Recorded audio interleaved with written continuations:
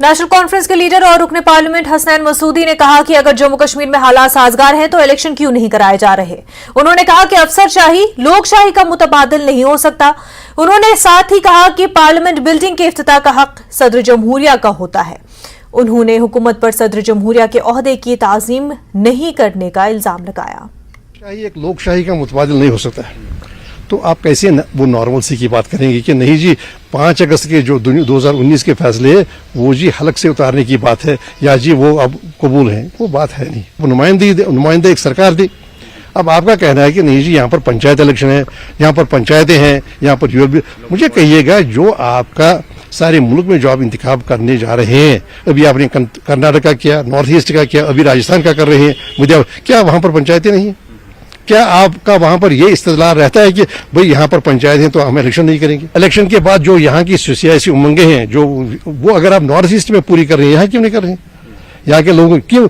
دیکھیے اگر آپ کو ہم سے پیار ہے، جموں کشمیر کی عوام سے پیار ہے، تو ہماری زمینیں ہیں، ہمارے روزگار ہے، ہماری نوکریاں، وہ کیوں چھینی جا رہی ہیں؟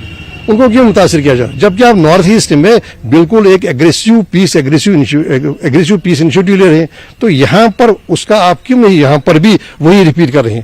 یہاں پر کیوں ہے نوکریوں سے بے دخلی، نوکریوں سے نکالنا، پبلک سیفٹی ایکٹ کا لگانا، تو وہ ساری چیزیں جو ہے پابندیاں قدغنیں، تو وہ کیوں کر رہے ہیں؟ آپ صرف ایک ڈیولپمنٹ کو نہیں لیں گے جب تک پیس اور ڈیولپمنٹ اکٹھے نہیں جائیں گے، جب تک آپ یہ نہیں کہہ سکتے، آپ آئسولیٹڈ کمپارٹمنٹس میں نہیں لے سکتے، آپ کو ایک ہالسٹک ایک مجموعی اپروچ لینا ہوگا، اور مجموعی اپروچ کا اہم حصہ ہے کہ آپ یہاں کی سیاسی امنگیں پوری کیجیے۔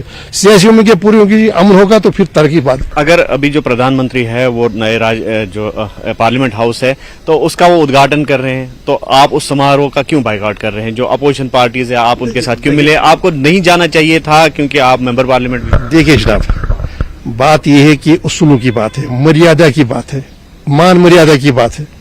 پارلیمنٹ جو ہے آج 100 سال کے بعد ایک نیا پارلیمنٹ شروع ہو رہا ہے، حق بنتا ہے اگر کسی کا اس پارلیمنٹ کا شروعات اناگریٹ کرنے کا، وہ بنتا ہے راشٹرپتی کا، صدر جمہوریہ کا۔ صدر جمہوریہ فرسٹ سٹیزن ہے ملک کی، وہ اور جو تعریف کی گئی ہے، جو لکھا گیا آئین میں جو درج ہے وہ یہ ہے کہ پارلیمنٹ مشتمل ہوگی 3، ایک صدر جمہوریہ، ایک لوک سبھا، ایک راجیہ سبھا، انہی کا حق بنتا ہے۔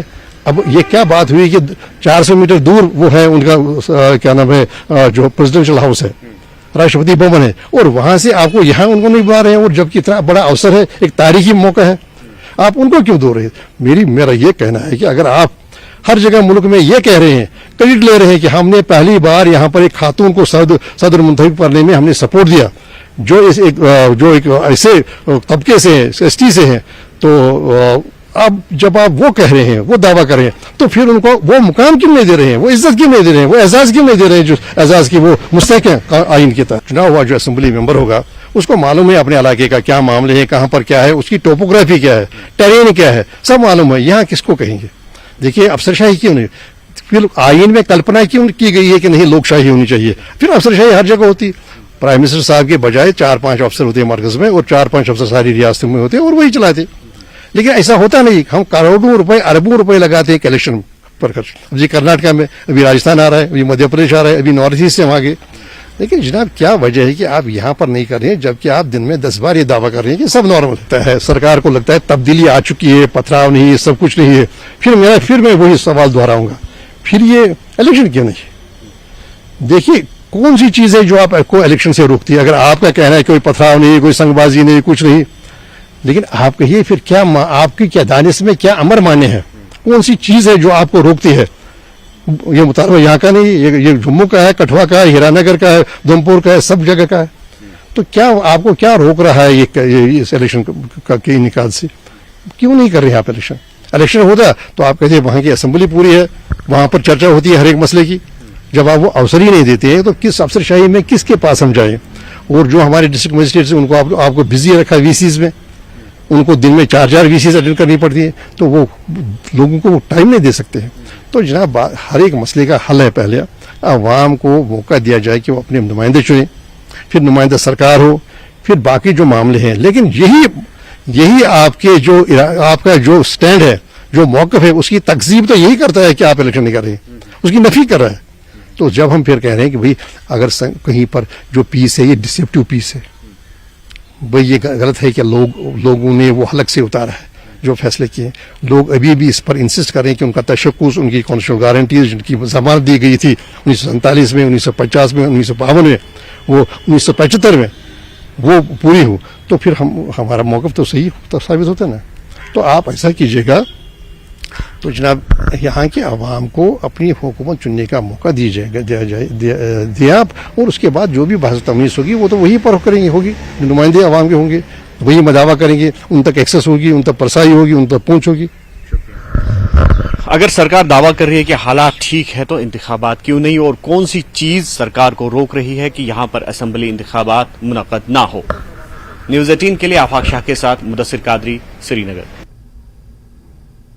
एक माजूर शख्स ने अपनी बीवी और 2 बच्चों के साथ केरला से कश्मीर तक 3,500 किलोमीटर से ज्यादा का सफर शुरू किया है, जिसका मकसद मंशियात की लत के खिलाफ पैगाम फैलाना है। पैदाइशी तौर पर शॉर्ट लेग सिंड्रोम का शिकार जोसेफ ने केरला से कश्मीर तक थार कार खुद चलाई और वो बहिफाजत श्रीनगर पहुंच गए। जोसेफ एक पेशावर आर्म रेसलर हैं और श्रीनगर में होने वाली 45वीं नेशनल आर्म रेसलिंग चैंपियनशिप में हिस्सा लेंगे। वो अपनी अहलिया के साथ, जो पेशे से डॉक्टर हैं, मंशियात से मुतल्लिक आगाही मुहिम भी चलाएंगे।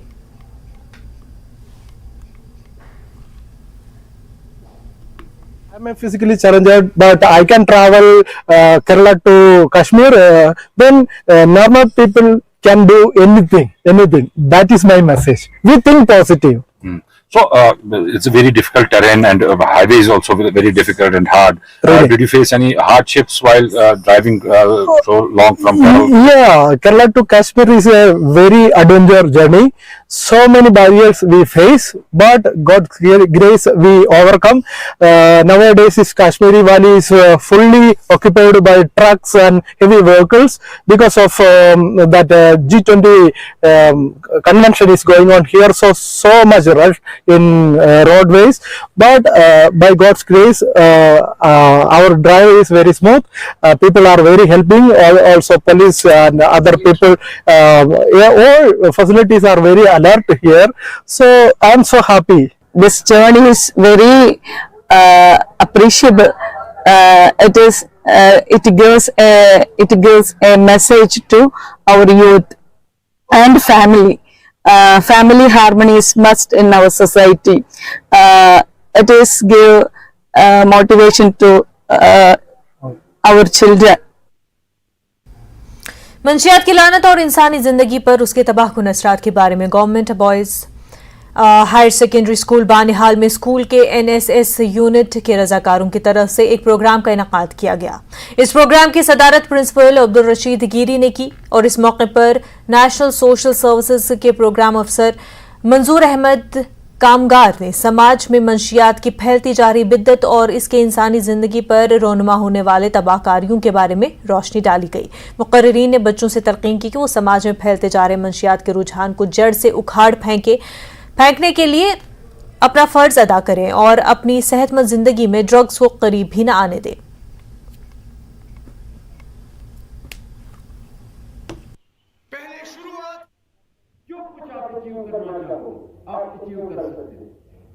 आज हमारे स्कूल में यहाँ पे ड्रग्स पे प्रोग्राम हुआ था, जिसमें हमने अहद किया है कि हम आज से ना सिर्फ अपने दोस्तों के, अपने आसपास अपने भाई और अपने समाज में जितने भी हमारे दोस्त हैं, हम उन सबको ये इस ड्रग्स के नशे से दूर रखेंगे और हम भी खुद कोशिश करेंगे कि हम इससे दूर रह सके। हमारे स्कूल के जितने भी हमारे उस्तातिज़ा हैं, हमारे स्कूल के प्रिंसिपल सर, इन्होंने हमारा बहुत ही साथ दिया इस प्रोग्राम में, हम इनके बहुत ज़्यादा शुक्रगुजार हैं। हमारी यही मैसेज रहेगी कि ड्रग्स से बहुत दूर रहना चाहिए, क्योंकि ये ना सिर्फ इंसान अपने आप को इफ़ेक्ट करता है बल्कि पूरी फैमिली को इफ़ेक्ट करता है। तो मेरी उनसे अपील होगी, समाज के जिम्मेदारान से मेरी मुतबाना गुजारिश होगी कि वो जाग जाएं, कहीं ऐसा न हो बहुत देर हो जाए और फिर जागने का फ़ायदा न मिले और हम हाथ न मलते रहे।